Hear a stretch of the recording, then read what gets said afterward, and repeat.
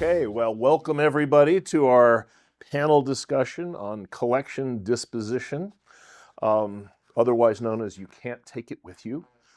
You know, we are temporary custodians of these wonderful minerals that we all love, and the minerals actually deserve our paying attention to what's going to happen to them next, so that the next owners and the ones after that and the ones after that receive them in at least as good condition as they were when they were in our collections. So we have 7 panelists up here today who have different perspectives on things. They're all going to introduce themselves and explain why they're on the panel. And as soon as I figure out why I'm the moderator, I will tell you why I am. Except I think that I'm the moderator because I'm the one who can sit up here and say, I have the simplest solution to the situation, which is I have a child who cares about the minerals enough to want my collection. In fact, that's been going on since she was 7 years old and came into my office and said, Daddy, can we look at our collection? And at the time I was thought that was a little presumptuous, but I now realize that that was exactly the right approach, and delighted, of course, that things are working in that direction. So I'm now going to pass it to Jolyon to do the first introduction. Sure, right. I'm Jolyon Ralph. I'm the founder of mindat.org, and obviously we rely on donations to survive.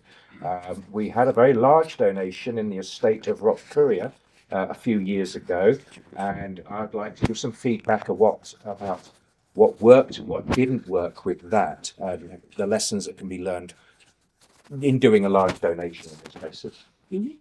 My name is Nicole Childs. I am the collections manager with the American Museum of Natural History. I also was involved with the disposition of the Rock Courier estate prior to my position there, so I can offer a perspective both from the museum point of view and what it's like for the people who are running the estate as they're trying to figure out what's what.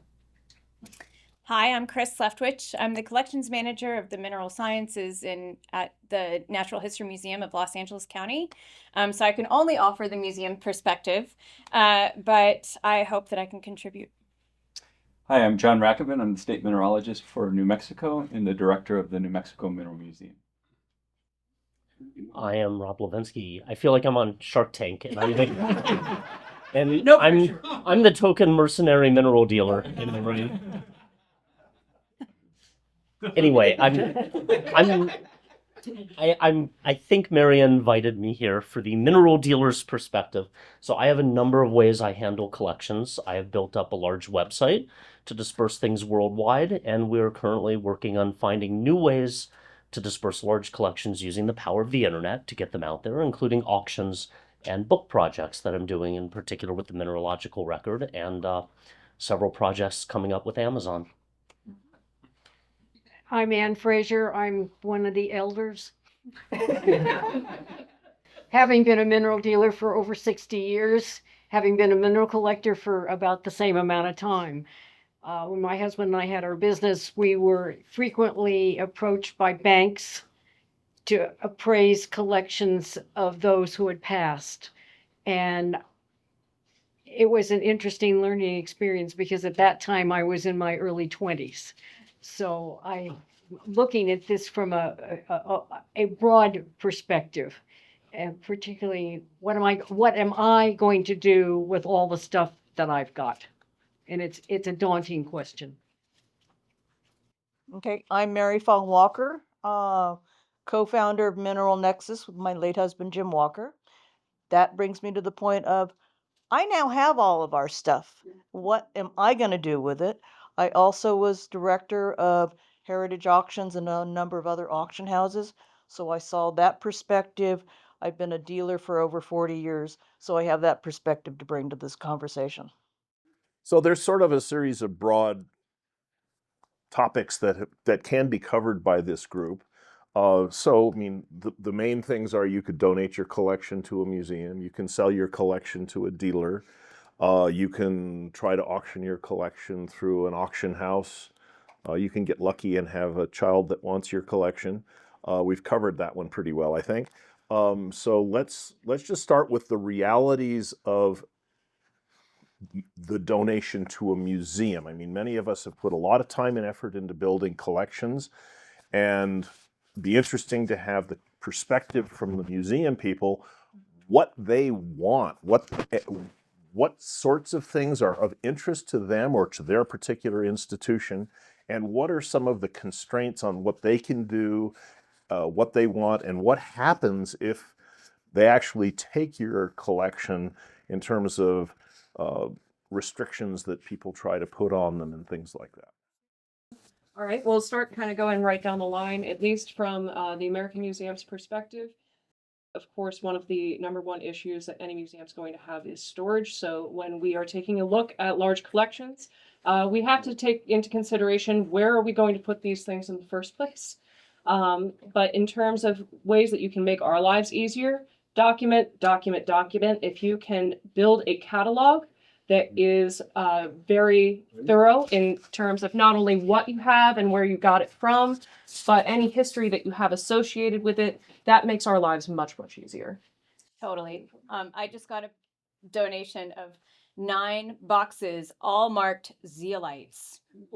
Es todo. Like there, if you go in, they're like everything's documented, but there's no Excel sheet, no nothing. It's crazy. So yes, documentation is a great point. In terms of whether or not you want to donate it or sell it, obviously depends heavily on your motivations. Do you want your collection together, or are you open to the possibility of it being broken up? Do you want it to be displayed? A lot of museums don't take donations that have the stipulation that something's always on display. Maybe the smaller ones might. Who is interested in taking your collection? It depends on what you're collecting. Every museum has its own sort of research or collection focus. They have some sort of objective for that collection.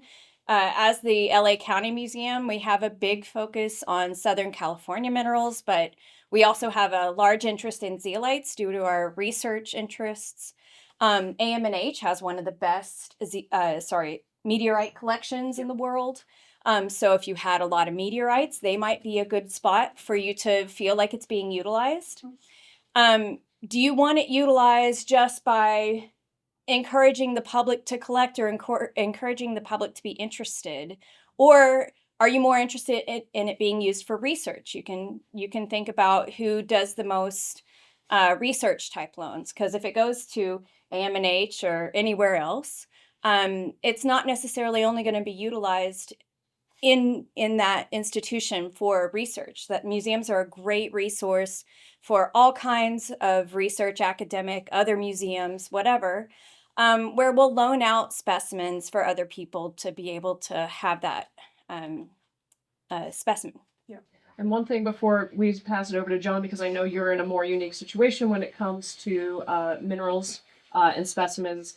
A lot of the time we cannot sell our minerals once we wind up bringing them into our collection. So if we get an accession, we've done the documentation and the paperwork and brought it in, we can't put it out there through a dealer or a third party to sell for us or to sell it ourselves. So sometimes we can get around this by, for instance, with the MNH, we have donated lesser specimens to local schools. So we have a master's in teaching program that runs out of the American Museum, and we have a vast alumni network as a result of New York and New Jersey area teachers. And so we recently were basically processing an old donation of zeolitic material from the basalts surrounding New Jersey. And as a result, we wound up donating a number of prenite specimens to teachers in the area, and they were really appreciative of that. You're not deassessing by trade anymore? No. I think that depends on the museum, because ours does sometimes. Yeah. If I could jump in here and say, I'd like the listening audience to know that not all museums are the same in terms of their constraints and what they collect and other things. And Nicole alluded to this. We're in a very different situation than the New Mexico Mineral Museum in that we actively take specimens, donations, of course, with the knowledge of the donor, for resale. In fact, half of our staff, that their salaries come from that. We don't have full, the institution doesn't fully support all of our staff, and this is part of our model. We're selling specimens to support the museum, both in acquisitions and what we have to do in terms of an operating budget, but also for salaries. And so our museum is very different than the American Museum and the LA County Museum in that respect. And most museums have differences of one way or another. So when you're thinking about museums, don't think about them as all the same. They have both different perspectives and also different constraints on them. The other thing I want to mention, just because it comes to mind, I watched this last night, and Julian can help me fill in the details.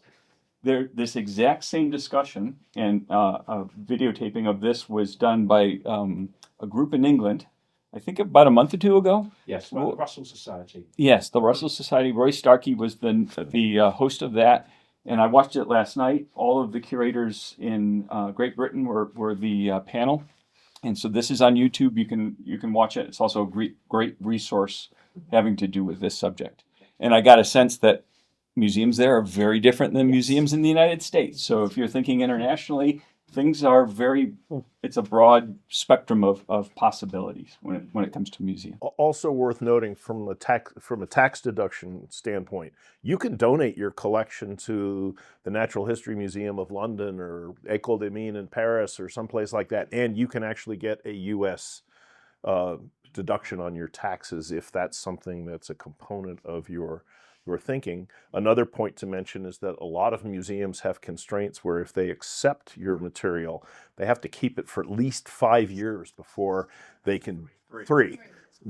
That's a long time to deal with boxes of rubble if that's what part of your collection consists of, which is why you may want to think about working with the museum to donate certain pieces of it to them and donate the material that is not research quality or not display quality to something like Mindat, who can sell rubble to anybody, as far as I know.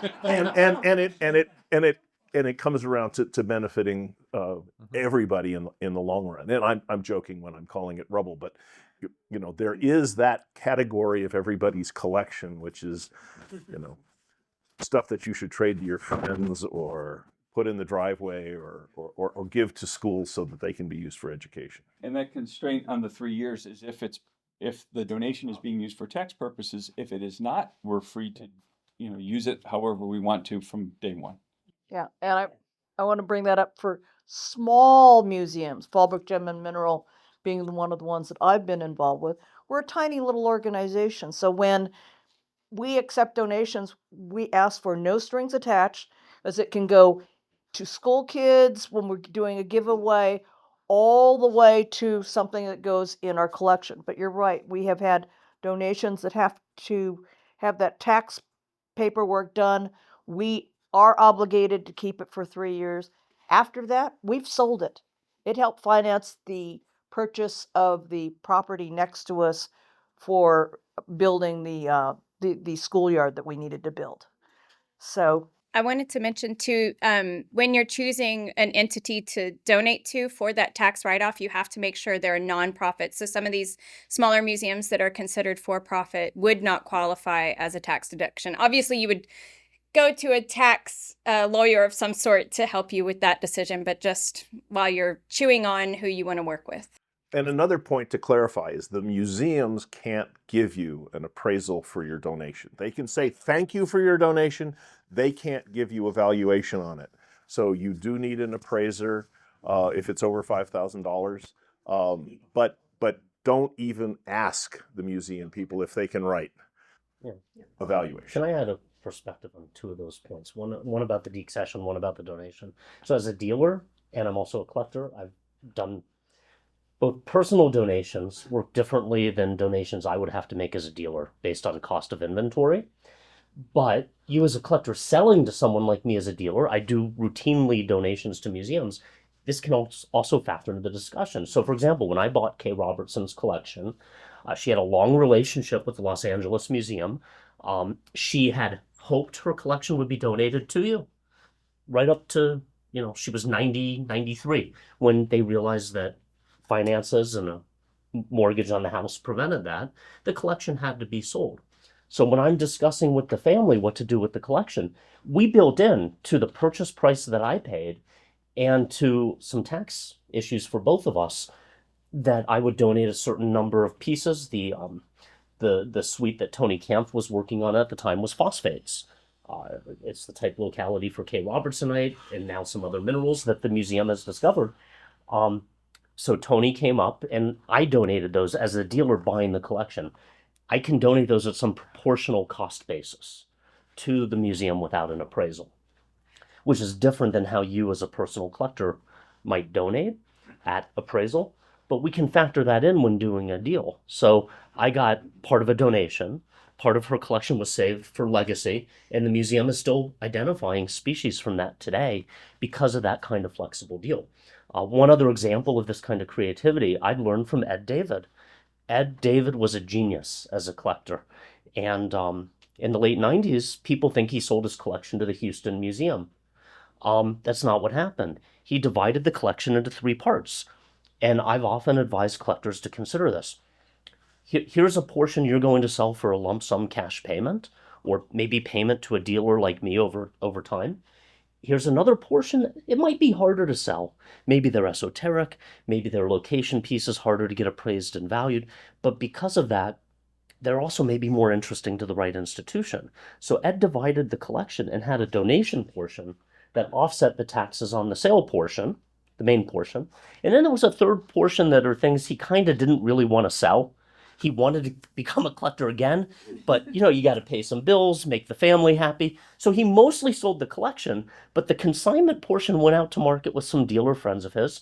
And once things settled down, he was able to run around over the next few years and buy some of them back. But it's a different pot of money. It's a different pot of money. It made him happy. He built another collection. And, meanwhile, a lot of his pieces still reside in the Houston Museum. It was not a sale. That was a donation that offset millions of dollars of otherwise taxable income. And so if you're talking about a collection that's that valuable, I would encourage creativity and finding an institution and a dealer to work with where you can bring those things to play.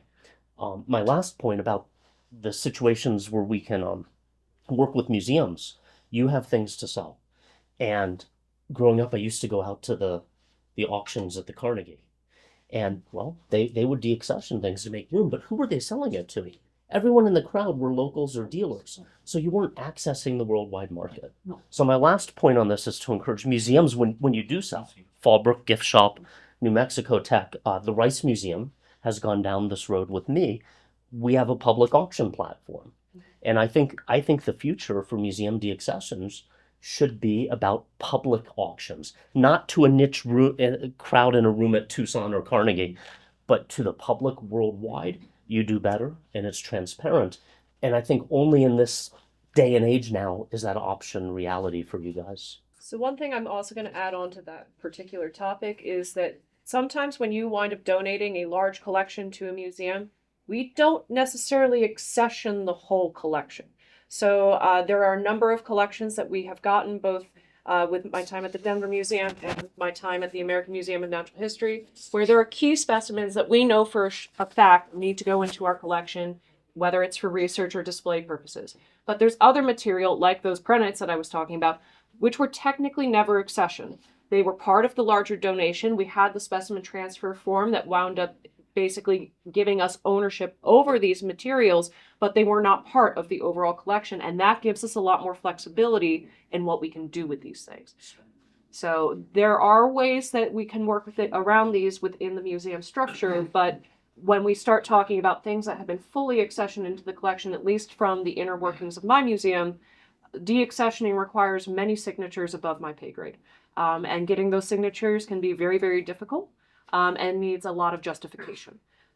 So again, there's ways that if you're working with a museum, you can discuss about specific things that need to go into the collection, and then giving the museum more leeway on other parts of that donation that we can wind up using in other ways. So before we move on to other ways of deaccessioning collection, let's hear from Jolyon on donation to a nonprofit organization that's different from a museum, who is not building a collection necessarily themselves, but has other uses for the proceeds.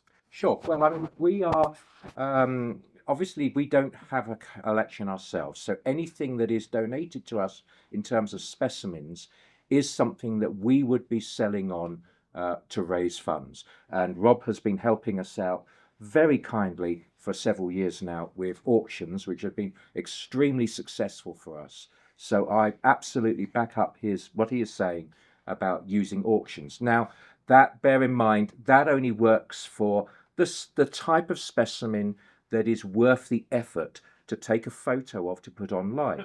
And it's not, I'm not going to call it rubble, but there are a lot of other cases that are maybe a more a lower value. Pedestrian, yes. Research specimen. Yes, more, yeah. Alfredo rocks. Adequate is probably the word. So these adequate minerals would need to be sold directly, and that's where things like either selling them here in Tucson or even just shipping them out and selling them wholesale, getting rid of them. But all of that would bring in value. Now, I think one important thing, whether it is donating minerals to a museum or to us or whoever, you have to be comfortable that you are handing them over to a person who is knowledgeable enough to know which specimens are worth keeping and which specimens can be given to kids to destroy. And so I'm sure every institution here I've got full confidence in. But if it is a smaller museum, particularly if it's one that doesn't have a genuine mineralogist or someone who is passionate about minerals involved, I would be a little bit cautious about making sure that they truly understand what is valuable in the collection. Even if that, I mean, if you really want your collection to go to them, make sure that it is clear in your documentation. These pieces are valuable. These pieces are important. Anyway, that was an aside. The other thing that we are deeply interested in is books and also other digital information. So things like books, slide libraries, video files, everything like that. We inherited Rock Courier's library, and as you may see, we have been selling the remainders of that for a few years now. We are taking more donations of books, journals, everything like that. But our primary focus on it is actually to digitize information, to keep books where necessary. So we have a library, we keep the information. For us, the most important part is getting that information. So it's not just about taking in books and selling them on.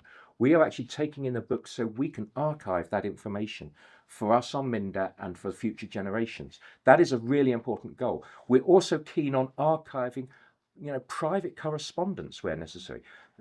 If people have bought collections and there is information that's gone forwards and backwards, whether it is old paper trail of things or even nowadays email threads, there are things that could be archived, and we want to do that to make sure the history of our hobby is kept intact. All of that we would love to have. And just to put my archivist hat on really quickly as well, unfortunately, we are definitely in a time where we're seeing increasing levels of natural disasters. I know that unfortunately the MSSC wound up losing a large amount of their documentation, a lot of it, in the recent fires. So digitization is really vital towards preserving this history for the next generation, because while physical records are great, we need to keep and maintain them.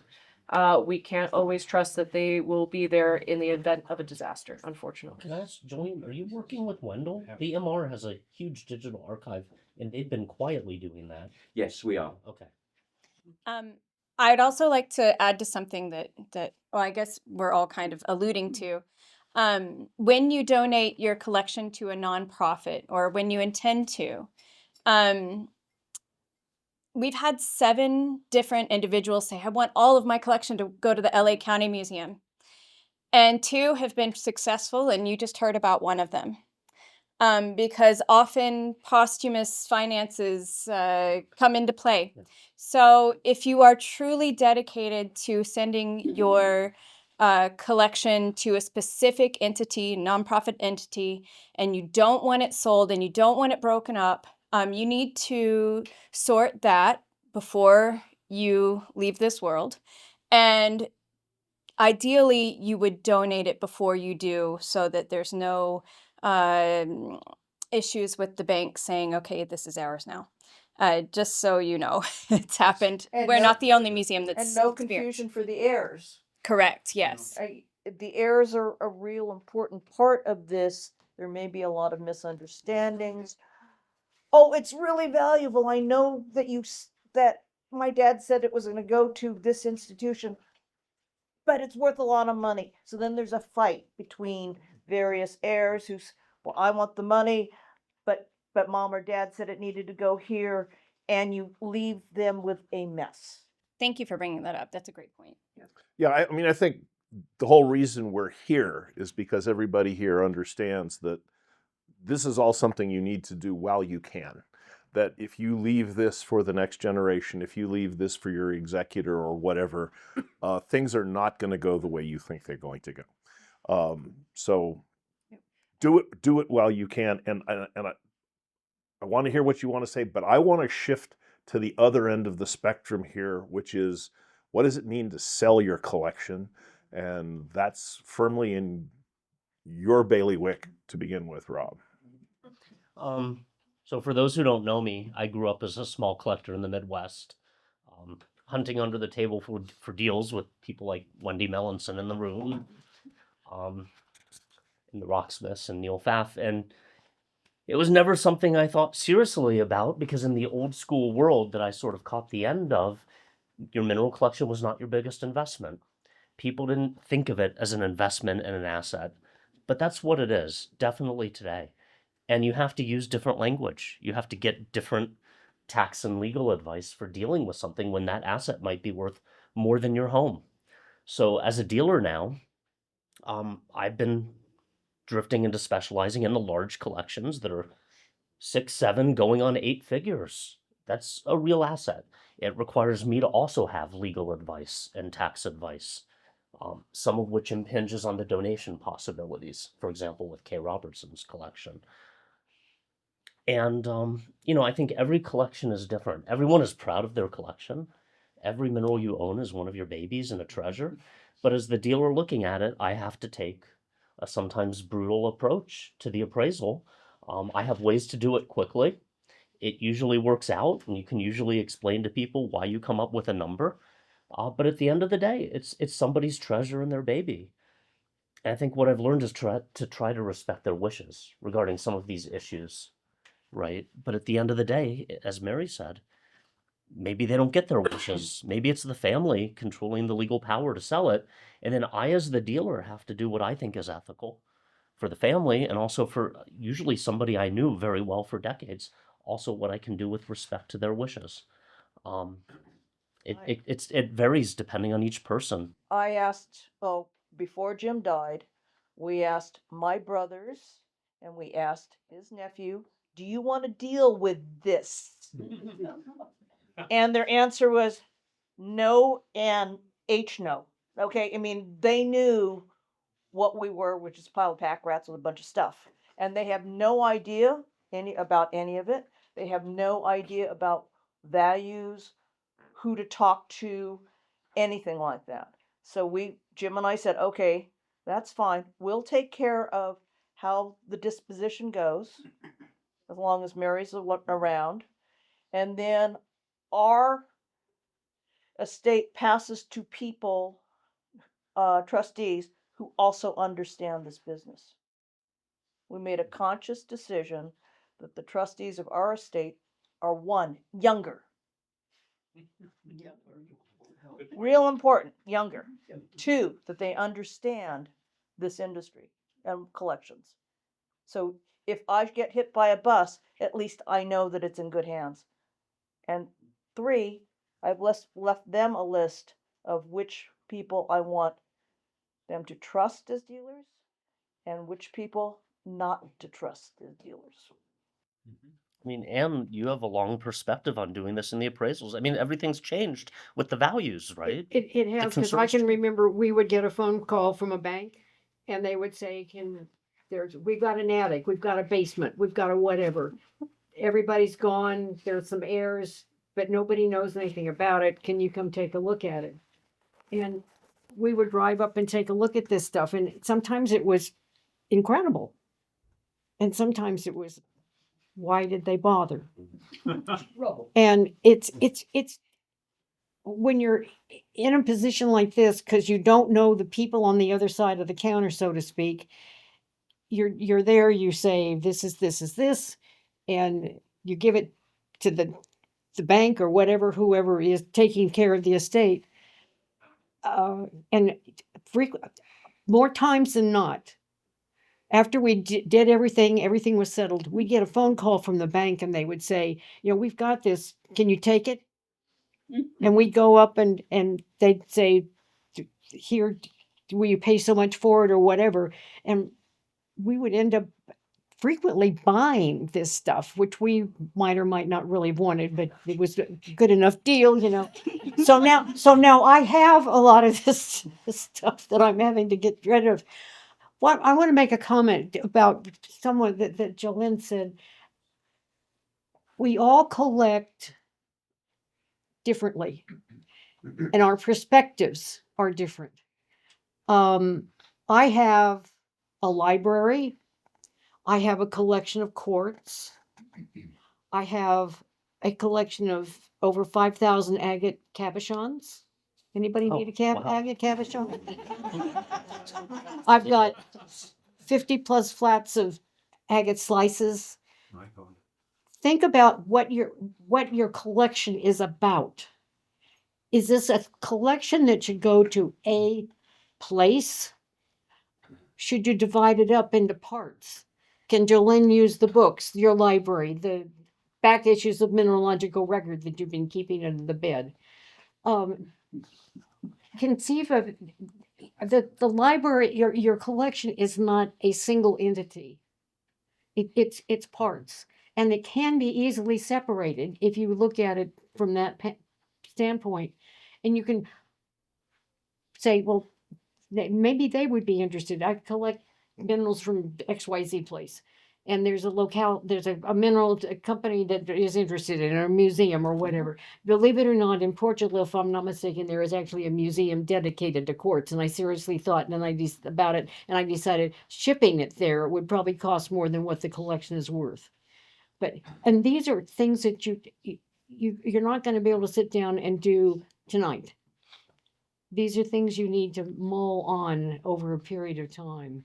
The comment that Mary made about who do you trust? Who would you really like to have handling your specimens? Go and talk to them. Say, I've got this stuff. Come out and take a look at it.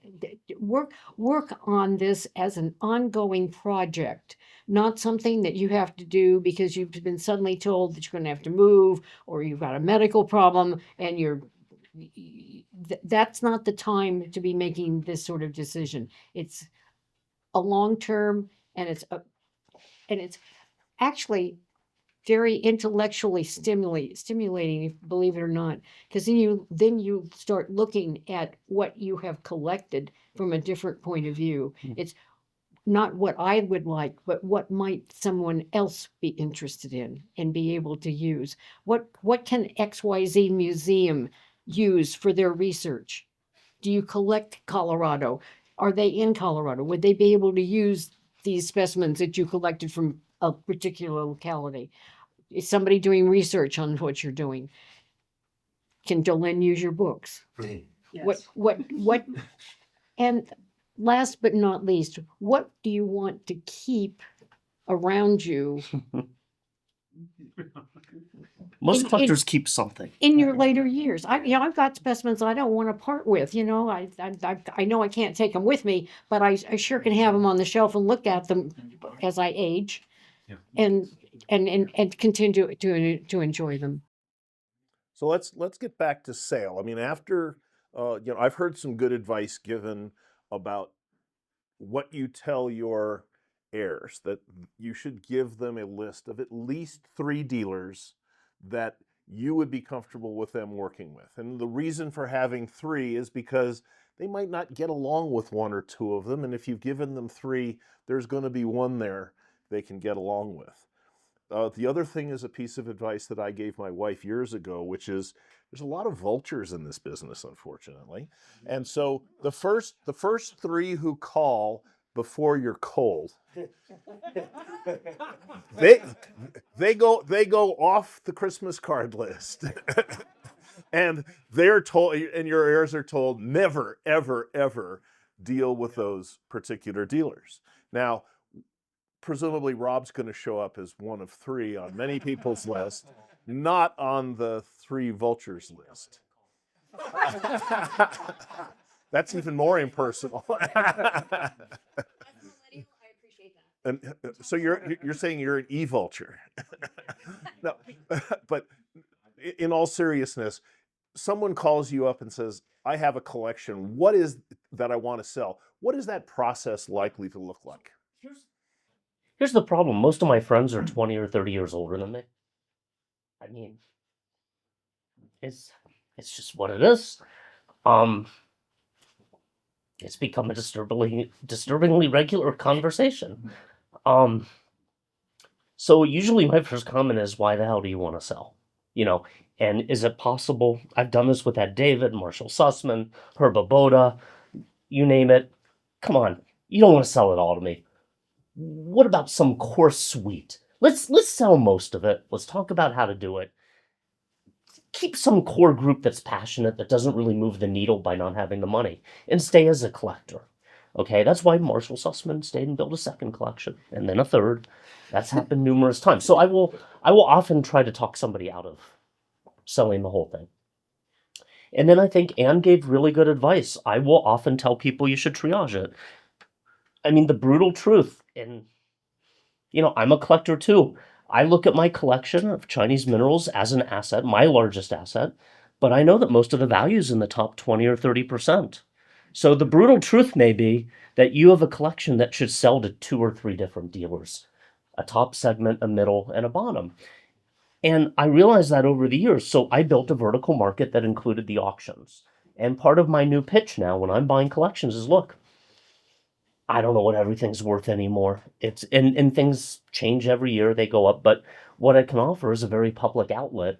And what I proposed to the Halpern family when I bought Jack Halpern's collection was that I would make 80% of them available at auction to the public, to young people who will carry on his legacy. Some people will value that and see it as a good thing. Others see it as a bit too brutal of a comment.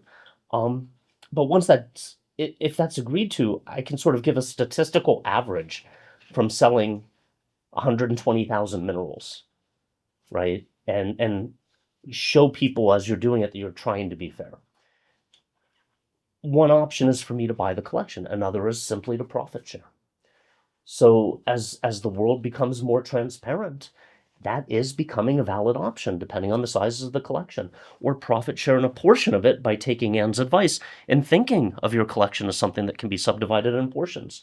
So maybe I will buy out the low end and do what I do. Agree to profit share on the middle, make an offer on the high end, and then one cumulative deal. You have to take that approach.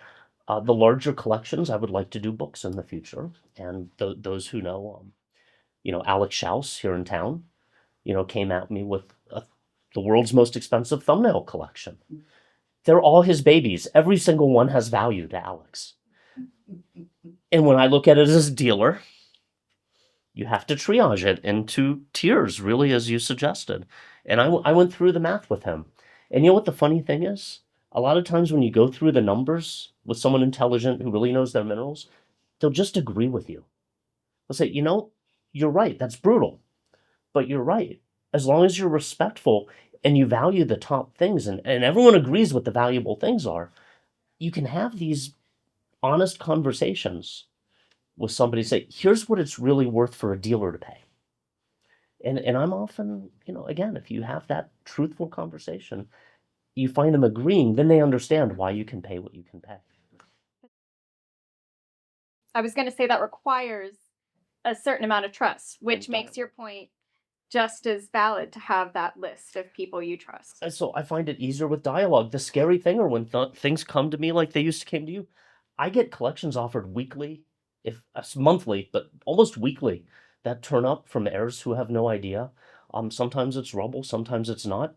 There was a 6-figure phosphophylite here in Tucson for 40 years in a safe deposit box that went on the market for $2,000. These things happen too. So I deal mostly with knowledgeable collectors now, and I want to have those discussions with them. I would say that's the biggest change from what I heard about buying collections in the old days. One of the things that we got involved in frequently, an institution would want more than one appraisal, and so I would do it, and Al McGinnis would appraise. We would compare figures. Sometimes on a specimen, we would be miles apart. But when we got to the bottom line, there would be very little difference between the total value given to that collection between what Cy said and what Al did. It would, the first couple of times this happened, I went, how weird. And then I realized you look at your specimens differently. You have a different appreciation for an individual piece. This is my most favorite piece. I think it's worth $400 million. And somebody else looks at it, good God, why on earth would anybody pay $2 for this? So you have to take this into consideration too, because your appreciation for your collection may or may not be the same kind of or approach or feeling for the collection as someone appraising. So you might want to have it done by more than one person, if that's an option. Oh, But- I agree. But keep Yeah. this in mind that the value you have on your specimen up here is not necessarily the same value that somebody else might have. And you'll know this when you walk through a mineral dealer's exhibit here at Tucson. You go in and you say, oh my God, they've got X on that. Why? I wouldn't pay that much for it. I wouldn't take it. And guy right behind you goes, oh my God, I can't believe I can get this for such a deal. So, that brings up the question: what is anything worth? Yeah. Right, and the answer is what somebody's willing to pay Yeah. for it. Yeah. Took the words out of my mouth. Well, meet or the auctions, public Right. domain now. Absolutely. So that's an interesting thing. So as that rock, I'm willing to pay this, and Rob will have a different perspective, not from his personal perspective. You're willing to pay this, but as a dealer, you have experience. I've sold 10 specimens that are this or that compared to this. Right. I have a sense of the market of people, the distribution of people that have appreciation for this sort of thing. What you're trying to say, I'll paraphrase. I don't always agree with my own prices. Yeah.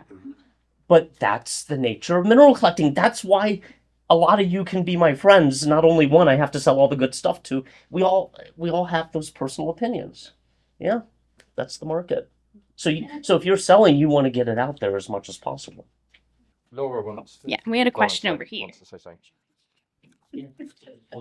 Question for, well, largely the dealers, but also relative to the museums is when someone's looking at a collection and they're considering deaccessioning it or making a plan for what's going to happen to it.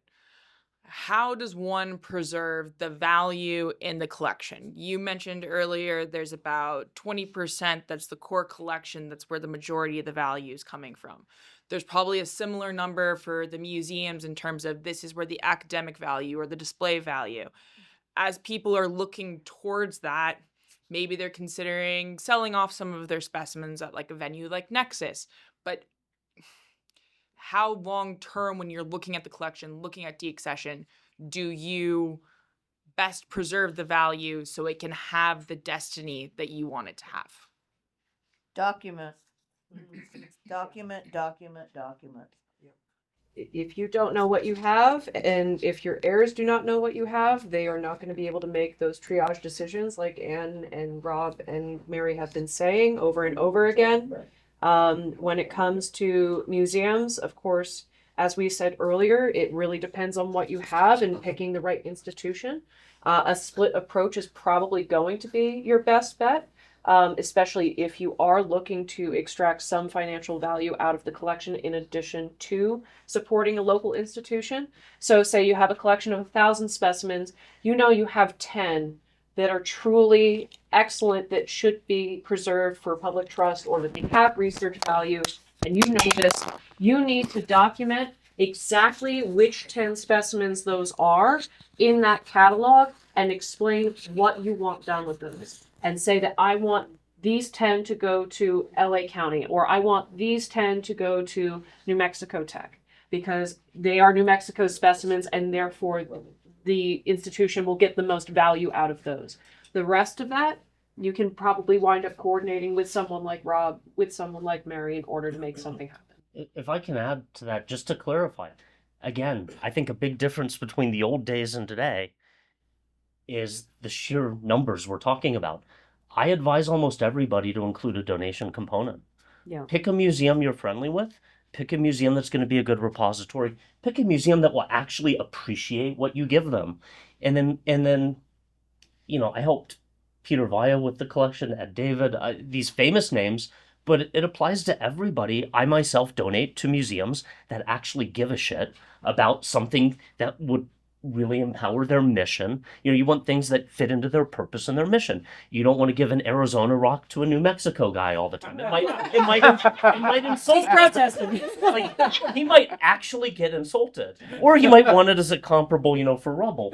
You don't know, but I mean, given the values now, whether it's the dealer like me buying and donating a part of the collection, but I factor that into the price I paid Kay Robertson's family, or whether it's you as a collector donating directly to offset the cost, I advise almost everybody whose collection's worth over 6 figures, find a museum to work with, put something with your name and legacy on it, and use that offset because you're allowed to. Can I add something here? Just something that I don't think we've really talked about here yet. And that is, as a collector, why do we want to build a collection? And we are proud of what we have collected, our choices, the collection that we have built. And I know for all of us, there is this unease at the thought that everything is going to be dispersed. It's all going to go off to a million different places. This is why, traditionally in the old days, people wanted to have their entire collection. I want my entire collection to go to this institution so it can be displayed prominently with my name and kept together forever. And we all know that just can't happen anymore, at least extremely rarely. But what? Yeah. Yeah. But Yeah. even if you are No. taking a look at the old historic collections, Yeah. I mean, William S. Fox collection was Yeah. supposed to be kept in perpetuity. Mm. No. But what we can offer on Mindat, of course, is if you upload your photos, your collection will be kept together digitally forever. So despite everything being distributed, your name will be associated with these specimens and people will be able to always see, this is what I built.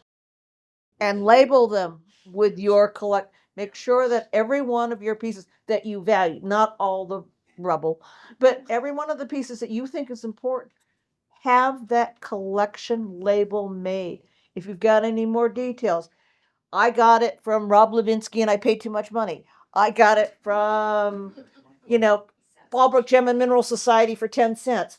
Whatever that information is, put it on the back or put it in an attachment or put it in your journal, but keep that information. It's amazing how valuable that becomes. Or make sure you keep the label. That documentation can make or break the price of a specimen. Especially, an example, I paid an absolutely ridiculous price for a piece of smoky quartz with a little feldspar on it because of the label that went with it, which was in Johnson Kankas's handwriting with the note on the back that I collected this on such and such a day, such and such a year. I would pay anything for that label. I don't care what the smoky quartz looks like. And that historical documentation is vital for museums as well. We want that documentation to come along with the specimens. We want to preserve that history with the specimens. And the more organized you have that documentation, the less likely that something's going to wind up slipping through the cracks. So before we go too far in this particular direction, I want to make sure that we cover auctions versus auction. And there's one kind of auction, which is what Rob does on his website where he's selling large number of specimens at 6,000 a year now. 6,000 a Crazy. year, but these aren't the best specimens. These are the pieces that are coming from something other than the top tier in most cases. But when people think of auction, that's one way, but the other way they think of it is an auction like the heritage auction treatment of Rock Courier's collection, where your collection goes up for this big massive auction. And Mary, I've heard her speak to this particular subject recently, and so based on your experience, just flesh out a few of the realities of what that high-end auction means logistically for somebody who wants to go through that process. Don't get your hopes up. A good auction house, and I've worked for 4 of them at this point, can only handle in an auction anywhere from 200 to maybe 350 pieces in one auction. That's not a lot. All of us collect a whole lot more than that. And each piece really needs to pass a threshold value. In other words, I'm not going to put in an auction, if it's my decision, something worth $500. It's not worth my time to get it photographed, to write the description, to put it out on exhibit, to do all that stuff for a $500 rock. It just is, the math doesn't make sense. It's literally the math. So when you do that and you think about, okay, if I'm going to get that to auction, I've got to pass those hurdles first. It's got to be a cohesive look, or going to be, Joe Schmo's collection is different than Rock Courier's collection. People knew Rock, the name had cachet. They knew that it was a collection built over a long time with a lot of different varieties. Somebody who collects tourmaline from San Diego County, as much as we all like tourmaline from San Diego County, a single auction of that gets really boring after the first 12. We need some Maine tourmalines to mix it up, right? Yeah, I think so. Mary, if I may, and I consider heritage to be another part of the same overall platform that I work on. We're both trying to grow the public presence of minerals. We have a little different approaches, and I'm growing to the point where I might do a whole collection vertically. But with rocks, it really worked because of his name. With heritage or with anybody, it would have worked because it was rocks. Yeah. So if you heard there was some idiot in the room paying dumbass prices for tiger minerals, that was me. I won it. I was the biggest buyer at Curry's auction because they were rocks pieces. And You weren't necessarily, but okay. I was up there. I think it was the biggest overall buyer.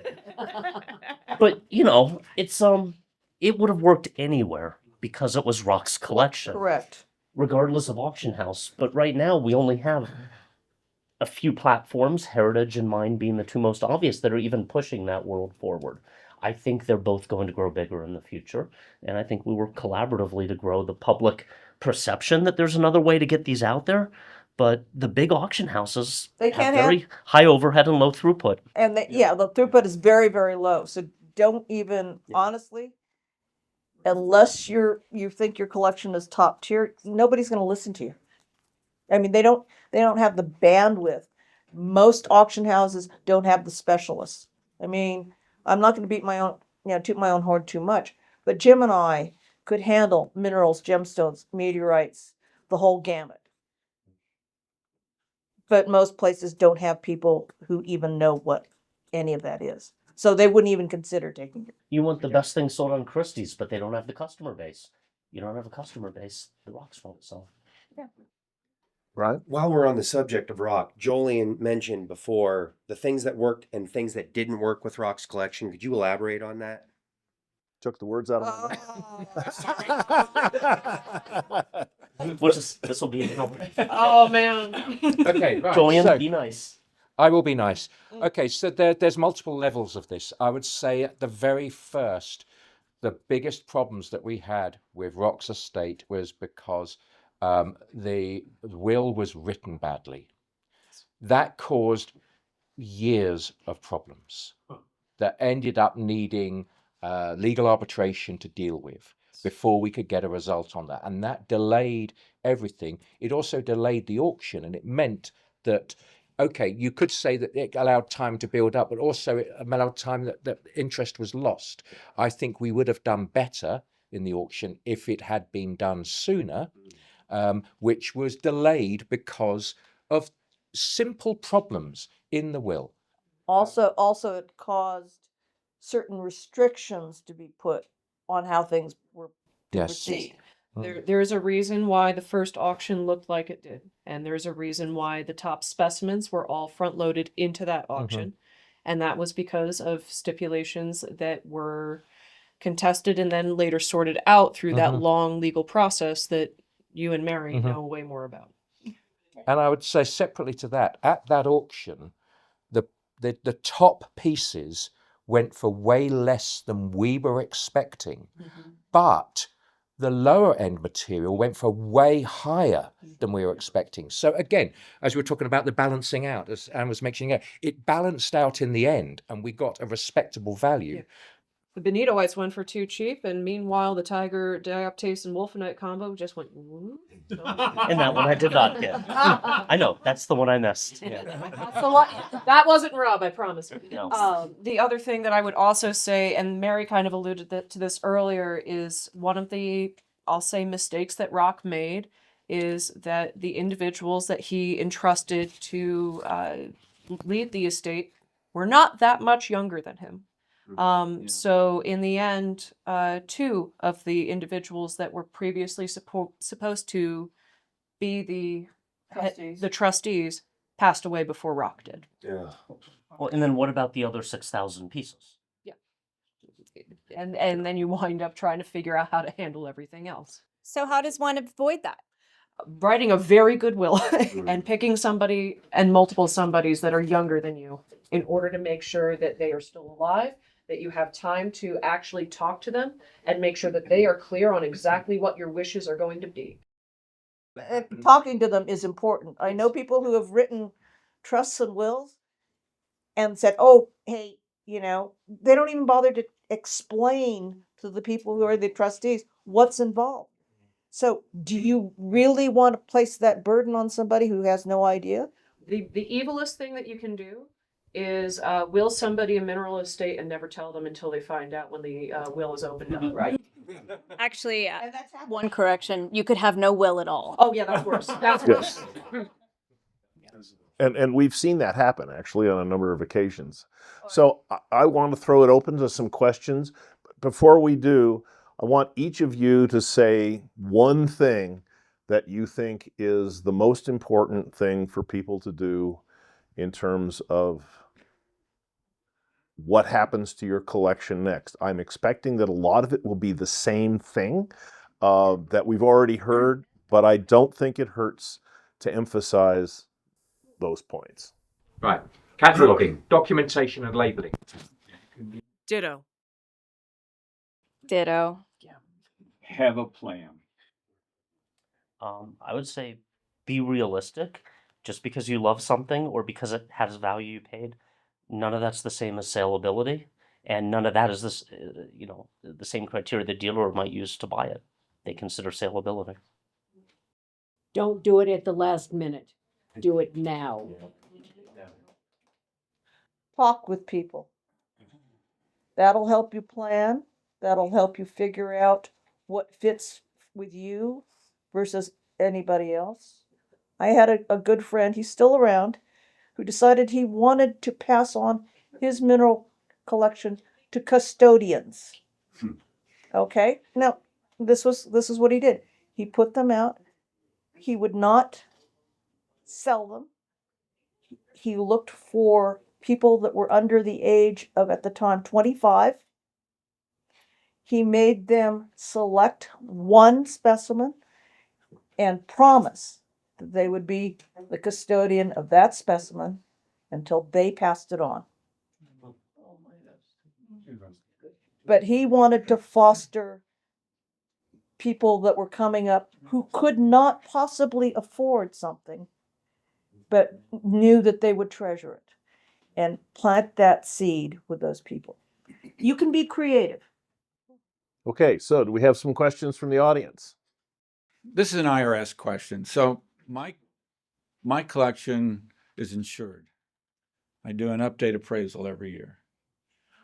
The insurance companies never question the appraisal. Question is, will IRS question the appraiser? You want me to take that? Sure, Rob. So I have unfortunately a lot of experience in these things. And may I ask first, are you insured on a home policy or a specialist mineral policy? Special, it's through Lloyd's. Okay, good. So you're with the guys, we brought them into the hobby. Lloyd's is the best. Yeah. Most people we send through Lidstrom, which is a company out of Dallas that works internationally. And it is reinsured by Lloyd's. It's great insurance. It is absolutely the best mineral insurance you can get. Again, backed by Lloyd's. I know multiple banks that use that as valuation for collateral, those appraisals. But, you know, in terms of the IRS accepting it, I think it would be related to how you did the appraisal in the first place, how close it was to your cost basis, and also how long it's been since that last appraisal. So I don't know that there's a hard rule, but there's general guidelines on that. Yeah, I mean, because To update you it. know, If some you're of you doing know it me, frequently, I've you're got fine. stuff from the 70s that I bought in the 70s, so it's gone up. If you're doing it frequently, you should be fine. There's an insurance update every year. I'm required to do that because I do a lot of deaccessions. So, I did 2 museum donations years ago, and there was no question. But now it's been, $4,999 per location annually.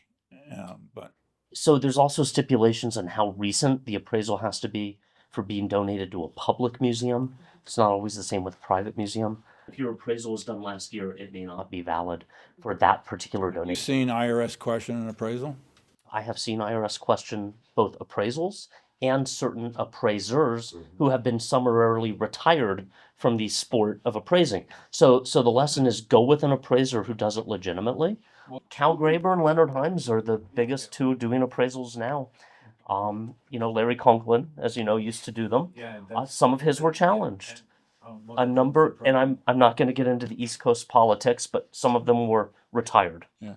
So it's very difficult, and this is a problem in our hobby. We are losing the appraisers unless people of my generation transition into that. Can I just make a comment? Thanks. If somebody appraises ethically, they cannot make an offer. That's true. So I don't appraise. There should be a separation. So if you bring in somebody appraiser who says, "Oh, here's the appraisal, by the way, can I buy it for that?" No. And on the other side of the coin, Cy and I did not do a number of appraisals because we knew the person that had asked us to do it wanted a big figure. And we took the stance that any appraisal we did, we would be able to go into a court of law and state that these were for real prices, that this was not inflated. This was particularly true during the period where the diamond thing was going on and everybody was buying a diamond for investment purposes. And it was really a tragic situation because we gave a class to people and they brought in stones that they had paid ridiculous sums for because people had appraised them for these ridiculous prices. But the reality is that 5,000 D flawless 2-carat diamond that they bought was probably worth $2,400. If I can add one more thing, we had an early Dallas symposium talk by Francis Allegra. He was a sitting judge on the Washington Appeals Court. He was the IRS's, at the time, 13 years ago, he was the IRS's number 2 official for tax enforcement in legal research before he was appointed by Bill Clinton to the court. So this is a qualified guy. His talk is available at dallassymposium.org. I think it's 30 minutes. His cautionary lesson is never donate mediocrity. Never donate something you can't stand behind. Because as he says, the IRS may not know a lot about rocks, but they sure know about tax law and tax scams. And the first thing they're going to do is Google this thing and see if it's common and overvalued. And he said, look, donate all you want, but do it legitimately with a proper appraiser. So here's a question that I bet everybody's thinking about. What should one expect to pay for an appraisal of a collection? What's the going rate, generally speaking? I'm not appraising, so I'll answer this from what I know. Again, I'm sure there are others, but a lot of people turn to Cal Graber and Leonard Himes. They travel the country, they charge day rates. People in the gemstone world, I know people who are GIA certified do the same. It's usually travel expenses plus at least $1,000 for a minimalist working day, whether that's 6 or 8 hours. That's what I've paid. It's I put them up and I pay their travel, and it's ranged $750 to $1,000 a day. It's like having a mineral photographer go on the road. I just paid for an estate appraisal for my mother's estate. And I even helped out a little bit in sorting it so that it was all ready to go. But it was about $2,000 a day. Yeah. Now, I will tell you, at the top of the food chain, and I mean, there's no reason I can't share this. I myself have appraisals done and appraisals for top customers, 7 and 8 figure minerals. They should be done by someone the government hires for appraisals. So there are a few people used by Homeland Security. I hire the best of the best. Those, you're talking about an appraisal report for a single specimen that might take 20 hours or 40 hours of research with comparables, and it produces a 40 or 50 page packet. Those will be $2,000 to $5,000 per specimen for things in the 7 and 8 figures. That is being done regularly today. But unfortunately, the people doing that are in their 80s. There's no obvious successor. If I can just jump in really quickly, this is also a problem that we're experiencing in the museum world, because if you are going to be donating something to us for tax deduction purposes, you must have a third-party appraisal. We cannot provide the valuation of the specimen. We are not allowed to. And as a result, we actually are facing difficulties with processing donations because we're also feeling this hit on the loss of appraisals. If we don't have an appraiser for you, we're kind of stuck. It's tough. And there's not really anybody that's coming up that is stepping into this next generation of appraisers.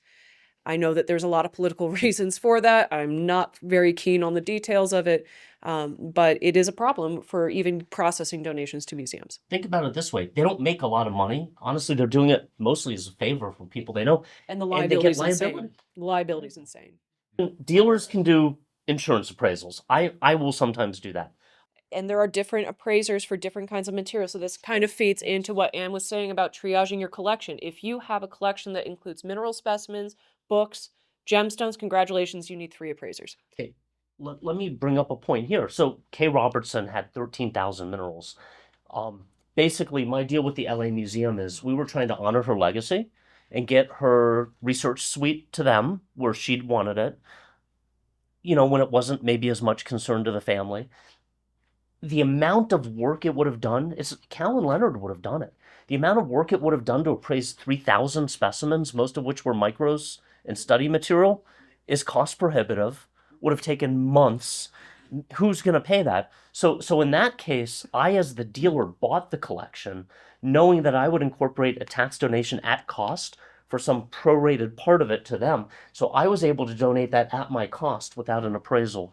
In that unique situation, as a dealer, here's my cost for that split out part. It would not have worked for the collector themselves to have done that because we could not find an appraiser who would do something the IRS would accept for the collector on specimens of low value. Not a question, but something that I found to be vital. One of you mentioned Excel spreadsheets for documenting collections. Through collections I've seen come through Rob's hands, these spreadsheets have been so significant for quick and easy research. Yeah, it's great. You get a nice 3x5 card with all the detailed info on there. But if you don't know where the rock and the card are and you need to look something up, man, those spreadsheets are invaluable, especially for a 10,000 or a 20,000 piece collection. You can find so much pertinent information in there. And I encourage everybody to build an Excel sheet for your collection with every bit of info you have, because like you said, maybe there's a fire, maybe the card catalog burns down. Find a place to store that permanently and that info lives on forever. You cannot put a value on that. So what did your dad do? Why are you building a sheet on your family collection? It's all up here. Do as I say, not as I do.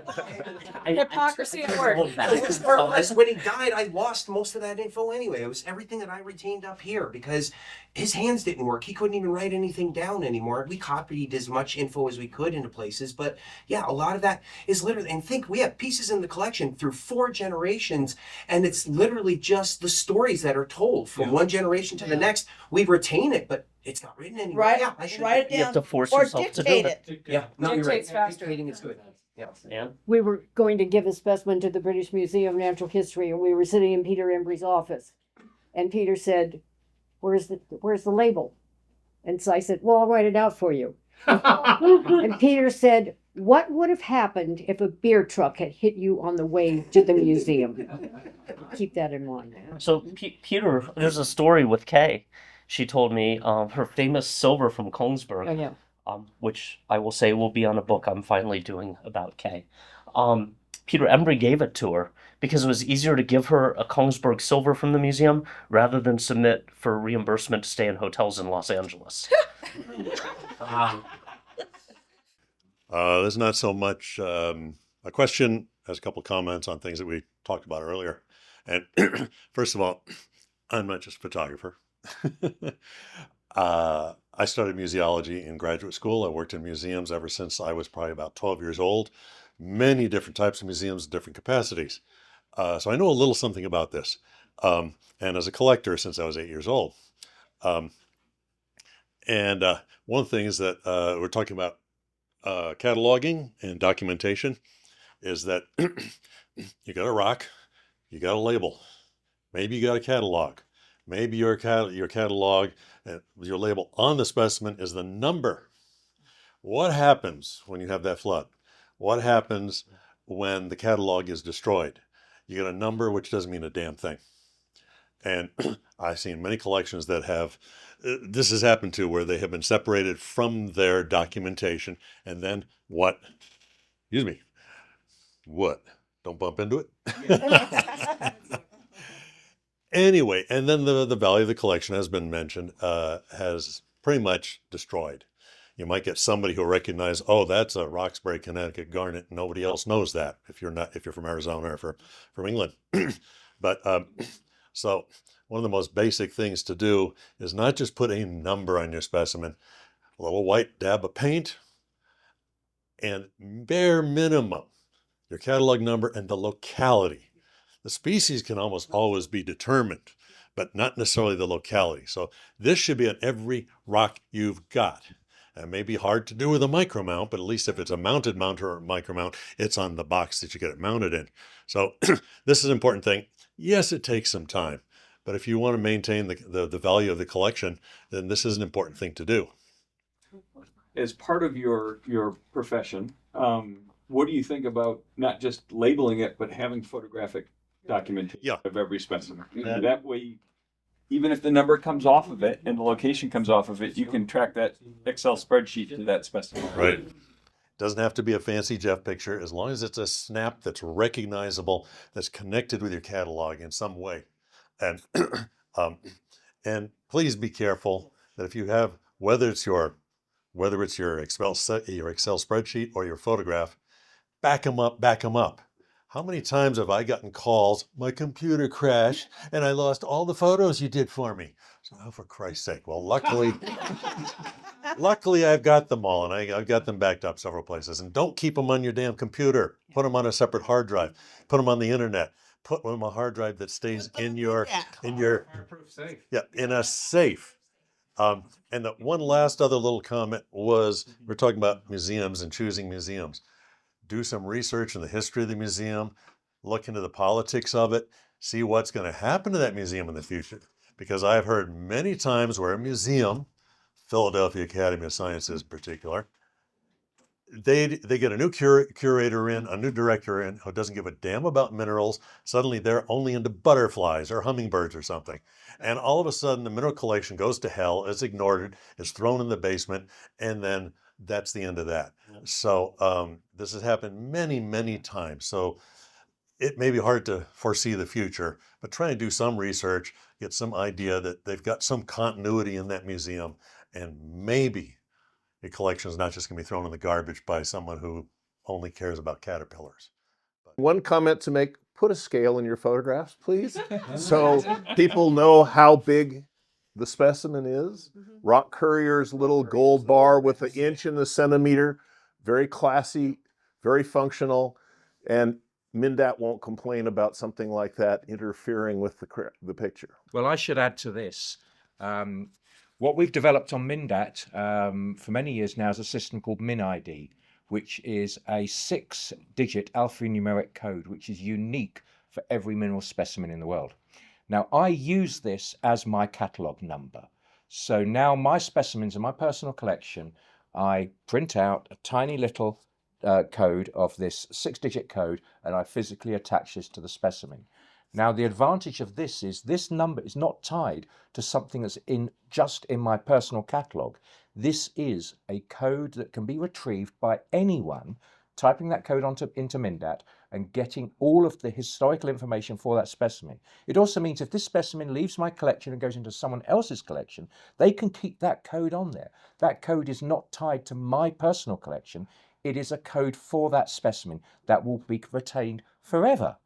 So the way I do it is I take photos of my specimens, I attach these MinID codes, the information is entered into the free cataloging tool that's built into MnDAT.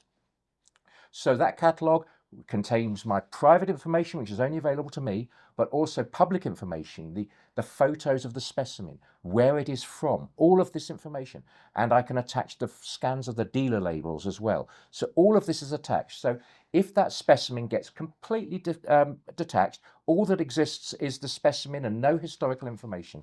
If you type in that ID into MnDAT, you get that it was mine, you get the information that was there, you get the scans of the old labels, all of that information is kept intact. And all that is available to anyone in the world for free. Everyone can do this. It's not for free. You have to support MnDAT. Well, you should. All of you. You need All to of- donate books, minerals, and whatever to MnDAT to keep that going. I think actually what would be even more important than donating books helps us, but Donating money works too. money is actually really important. We need to build up an endowment fund so that we can ensure that this database carries on forever. So yes, if you are thinking of putting together a will, please think about putting a small percentage of it towards MnDAT to allow us to keep this going forever. Is there anybody in this room that hasn't used MnDAT? You mean on a more than daily basis? 10 times, 100 times. I'm saying everyone uses the website, and does everyone contribute back to it and give it what it needs to survive? Well, that's not just true of MnDAT. That's true for the museums as well. Yes. So if you're in the position where you can make an endowment to the museum in addition to your specimens, that is obviously very welcome because many of these museums are living on shoestring budgets. Yes. They have, in many cases, they have very limited acquisition budgets, and if you donate to their acquisition fund, then that enhances their ability to acquire the things from Rob that went that direction instead of directly to them. To the curators, when someone approaches you with a collection to be donated to or whatever, if there is an endowment attached, does that make it a little bit more acceptable or whatever? I mean, does this weigh in its favor if say I wanted to give you my quartz collection and I don't care what you do with it, but I give you $1 million or something like that appended to it for maintenance and that sort of thing. Does this help in terms of making decisions? Well, you made me think of something in a different perspective. It certainly helps. The monetary donation helps all of us. Would we accept a collection donation because of the money alone? Is what came to mind. In other words, no, I wouldn't accept that collection. It doesn't fit our needs. I don't have the space for it. But that monetary value is high enough that I'm going to change my perspective on it. That's a possibility. Especially if there's but I nothing. don't think that that's usually the case. Yeah. Does it help if there's some monetary support along with the donation of specimens? Absolutely. But most museums, if you were to do that, I've had friends try. The development team takes the money, and what trickles down to the mineral people in a few instances we've tried to be a part of is not what you intended sometimes. Yeah. Maybe with you it works. It depends on the museum. So I'm going to throw my hat into the ring a little bit with this one because we do sometimes have issues where a donor will try to specify a fund of money that is to be used for a specific department, which in our cases would be the Department of Earth and Planetary Sciences, and the museum is like, that is going into the central fund. Thank you very much. And there are definitely moves that we are making within our institution to change that. But absolutely, you can wind up, and this is where you have to do your research on the institution that you are donating to, because obviously, like with a museum like John's, hand him the money. You know, he'll take it. Which is the case, Yeah. Whereas for us, this, not saying don't hand us the money, we'd love the money, but we would need to talk with you a little bit further to make sure that in your estate that it is being very specifically, again, this is where it comes down to wording. You want to be talking with your lawyer, whoever is helping you write your estate, and make sure that it is extremely specific about not just going to the museum, but where in the museum it is going to and how it is going to be used. And sometimes that can wind up throwing wrenches in donations because museums don't love it when you wind up attaching strings on strings on strings to donations. But this is, again, all part of that negotiation and research process, which is why start early, talk to lots of people, scope out multiple institutions. Don't just have like, oh, I'm definitely donating to the Smithsonian, or I'm definitely donating to the American Museum of Natural History. Have a list and kind of work from there. Talk to the collections managers there, talk to the curators there, figure out what their needs are, figure out what's going on kind of behind the scenes. A lot of these conversations are going to happen behind closed doors. I'm not even sure if I should have said as much as I did, but too late now. I think it's fair. And I want to be honest in terms of what you can realistically expect when you are considering pending a cash donation on top of a mineral donation. And again, start early and have these conversations with as many people as possible.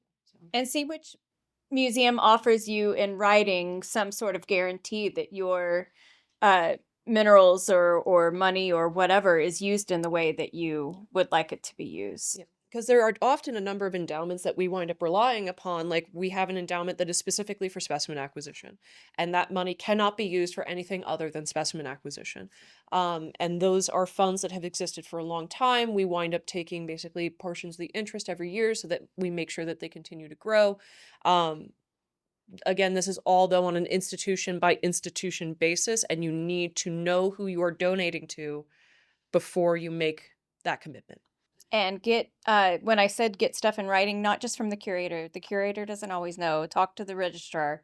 The registrar is going to be your friend in this time of negotiation. Yep. So do it during a time when you can negotiate. Don't do it when you're under duress. Don't do it when your heirs are under duress. Do it as soon as you can, while you can. You can have the most input into the entire process. And that's not just true of donating your mineral collection. That's true of auctioning your mineral collection or selling your mineral collection or even giving it to your children, to make sure that people understand to the greatest degree possible what you want to have happen. Because once you're gone, all bets are off. Yep. Unless you've tied things up with the neatest bow that you possibly can. And I think at this point, we're 15 or 20 minutes over our anticipated time. So give everybody a chance for one last quick comment, and start at the other end this time with Mary. Oh, okay. Since I'm going through this process on multiple levels, there are multiple ways to approach this. Yeah. Don't exclude one path because it might be appropriate for that portion of what you've got. Like Annie said, you triage it. You really look at all options.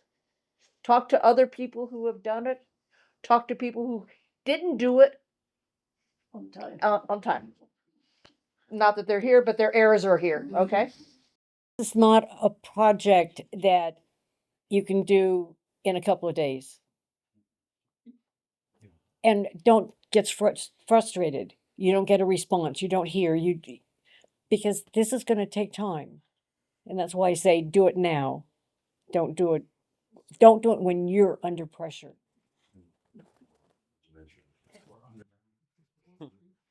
I'll echo what Mary said. As a person, I buy a collection a month, if not more. No two are the same. Like Mary said, look at every deal from different perspectives, what other collectors are doing, listen to what the dealer is saying. No two collections are the same, and there's no one strategy. I would just want to thank the organizers for putting this together, and for those of you who do donate to museums, thank you. I got interested in minerals through museums. I think it's the inspiration for many of us, and so consider that as part of the disposition of some of your collection, at least, because it passes it on to a much larger number of people. If you don't have a will already, start today. Make a crappy version for now and then iteratively build it up. Same with your documentation. Start with your most important, quote unquote, or most valuable projected value pieces, and fully document one at a time. And over time, you'll end up with a complete documentation. And I will, of course, echo the please back it up sentiment. Take care of this while not only you're still alive, but also you're still able. Just because you're anticipating living another 20 plus years does not necessarily mean that you're going to be physically capable of making the trips out to these places to do this research. It doesn't necessarily mean that memory can wind up going. You can wind up forgetting things, unanticipated health events. Do it sooner rather than later. Get that research in place. Have the conversations with your heirs so that they are 100% clear on what needs to be done if something happens to you unexpectedly in the meantime. But the sooner that you can wind up making these kinds of arrangements, and I'm again not saying, get rid of all your specimens right this second, but at the very least, get these conversations initiated with the dealer or museum that you have decided this is how you're going to go with this, and do that sooner rather than later. Right, just two very quick points, separate points. The first is we're going to be launching this year a Mindat app on the phone. One of the main reasons for this is to allow you to make a catalogue quickly and easily. So, for example, my feeling is all you need to do to make a basic catalogue is take two photos, a photo of the specimen and a photo of the label, and have those two tied together. That is the most crucial thing. Now, the software is actually more smart than that, and it will actually use AI to pull the appropriate information out of the label, even if it's handwritten, and fill up the database automatically. So you can go through very, very rapidly. Take your reference photo with a phone. Doesn't need to be a Jeff Scoville photo. You've got your photo of the specimen, and you've got the photo of the label. And then multiple labels maybe, and then you've got the basic information. That's the crucial information you've got in. Then you can fill in all the other information, dimensions, etc., and values, things you paid for it later. The second thing I want to say is totally separate. Everyone here is here because they are focused on solving this and finding a solution to this. But we all know people who've got great collections who are not thinking about this. So please tell your friends, tell them, go look at this video. All the collectors make sure they understand, because they probably haven't been thinking about this because they're too focused on being in Tucson and all the nice rocks that they can see. Get them to see what we've been talking about, because it's important for every collector, not just those of us in this room. Okay, and with that, I'm going to thank the audience for their attention and their cogent questions, and the panel of 7 experts up here. I would also encourage you, if your collection is worth more than a certain amount, look into a trust rather than simply a will. Thank all of you for your attention, and we'll see you next time.